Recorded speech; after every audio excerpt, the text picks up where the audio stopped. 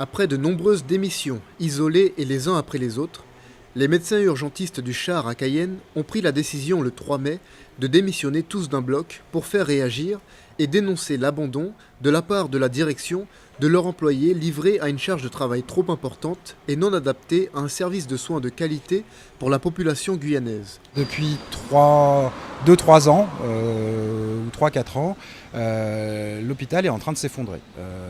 Et effectivement, le service des urgences, depuis quelques années, peu à peu, on s'aperçoit que les conditions de travail se dégradent de plus en plus, que ce soit au niveau du service des urgences ou que ce soit au niveau de l'hôpital. Même si des petites choses sont faites au quotidien, des peintures, des machins, mais on n'a pas vraiment l'impression que cette lente descente aux enfers se modifie. Il y a eu de nombreuses démissions, mais qui étaient au compte-gouttes auparavant, isolées et un par un. Le 3 mai, on s'est réunis avec le planning de mai, et en fait, on s'est aperçu que du fait de ces départs,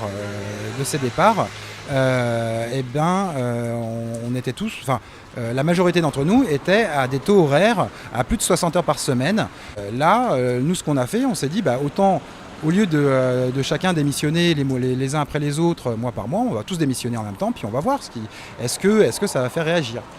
Avec un fin de préavis au 3 juillet et des négociations sérieuses ayant démarré le 20 juin, il était impossible d'aboutir à un réel protocole d'accord en si peu de temps.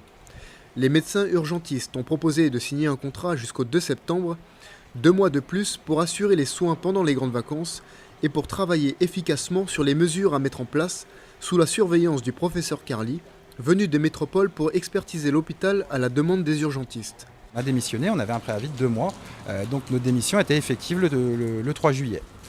Donc voyant qu'on avait commencé à négocier très tard, dès jeudi dernier, on avait nous pris les devants en proposant à l'administration de re-signer un contrat de 2 mois, tous ensemble, pour assurer la sérénité des débats, assurer la continuité des soins aux urgences pour la population et pouvoir continuer à travailler avec l'ARS. On a reçu un courrier individuel de la part de la direction qui nous disait qu'en fait, de manière sous-entendue, elle refusait cette proposition.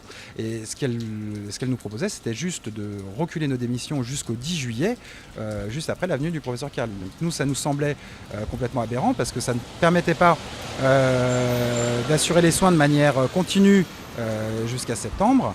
Et nous, on proposait 2 mois et la direction nous proposait que 10 jours.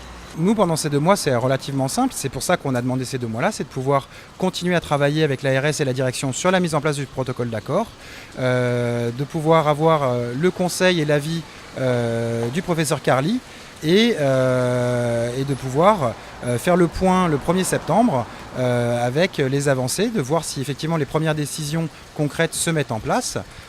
Parce qu'effectivement, l'année dernière, on avait aussi négocié avec l'ARS. Il y a eu 3 réunions et très peu de choses avaient été mises en place. Donc là, on veut s'assurer que les choses soient mises en place, mais aussi continuer à travailler avec l'ARS sur des débats de fond qui vont demander un petit peu de temps. Les nouveaux contrats ont été signés le 3 juillet au soir, laissant l'hôpital sans une équipe d'urgentistes complète pendant une journée entière.